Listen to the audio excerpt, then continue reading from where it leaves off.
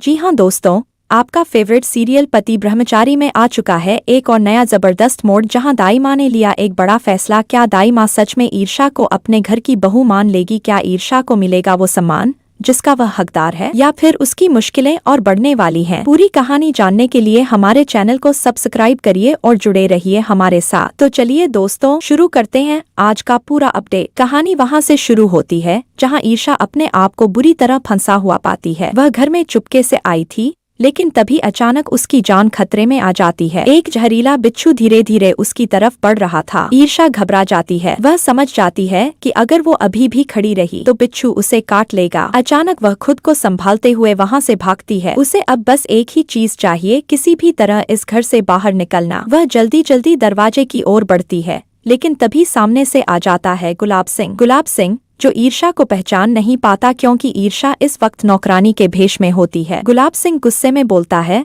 अरे ओ लड़की, तुम यहाँ क्या कर रही हो? तुम्हें तो कहा था कि जाकर कपड़े ले आओ, तुम इधर उधर क्यों घूम रही हो? गुलाब सिंह अभी भी ईर्षा को नौकरानी ही समझ रहा होता है। ईर्षा सिर झुकाकर धीरे से बोलती है, जी मालिक, मैं अभी लेकर आती हूँ। गुलाब सिंह बिना शक किए वहाँ से चला जाता है। ईर्षा राहत की सांस लेती है और घर के अंदर लौट जाती है। थोड़ी देर बाद वहाँ सूरज आता है। सूरज ईर्षा को देख लेता है और तुरंत उसके पास आकर बोलता है, तुम यहाँ क्या कर रही हो? तुम्हें तो यहाँ नहीं होना चाहिए था। किसने कहा तुम्हें यहाँ आने के लिए? ईर्षा सिर झुकाकर धीरे से कहती है, हाँ, मुझे यहाँ नहीं आना चाहिए था, लेकिन जब मैंने आपको और बड़े भैया को बात करते सुना कि गुलाब सिंह के घर में पार्टी हो रही है, तो मेरा मन नहीं माना। मैं चुपके से आपके टेम्पो में बैठकर यहाँ आ गई। बस आपको और भैया को देखने का मन था। सूरज थोड़ा परेशान होकर कहता है, तुम्हारा यहाँ आना बिल्कुल भी ठीक नहीं है। गुलाब सिंह अभी भी तुमसे बहुत नाराज है। अगर उसने तुम्हें देख लिया तो बहुत गुस्सा होगा। वो तुम्हें बहुत बुरा भला कहेगा। ईर्षा चुपचाप सूरज की बातें सुनती है,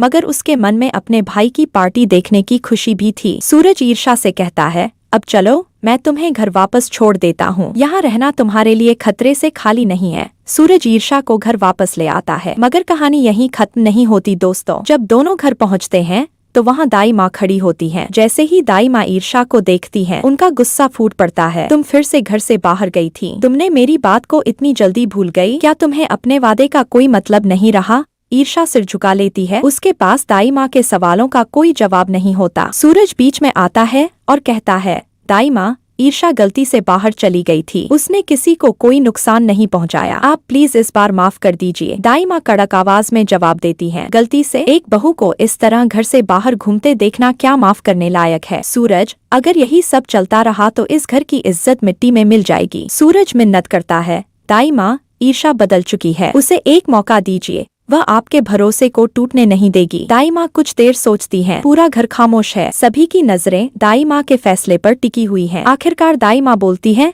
ठीक है, मैं तुम्हें इस बार माफ कर रही हूँ, लेकिन अगर अगली बार तुमने घर की मर्यादा तोड़ी तो मैं खुद तुम्हें इस घर से बाहर निकाल दूंगी। ईर्षा की आंखों में आंसू आ जाते हैं। वह हाथ जोड़कर दाई माँ को धन्यवाद देती है। अब सवाल यह है दोस्तों, क्या दाई माँ सच में दिल से ईर्षा को बहू मानेंगी, या यह सिर्फ एक दिखावा है? क्या सूरज और ईर्षा के रिश्ते में अब सच्चा सम्मान आएगा? क्या गुलाब सिंह की नफरत कभी खत्म होगी? जानने के लिए बने रहिए हमारे साथ और देखते रहिए पति ब्रह्मचारी, जहां हर दिन एक नई जंग होती है रिश्तों को बचाने की। अगर आपको यह एपिसोड पसंद आया हो तो चैनल को सब्सक्राइब करें, वीडियो को लाइक करें और कमेंट में लिखना ना भूलें, ईर्षा को मिलना चाहिए घर में पूरा सम्मान। मिलते हैं अगले धमाकेदार एपिसोड में, जहाँ एक बार फिर प्यार, इज्जत और विश्वास की असली परीक्षा होगी।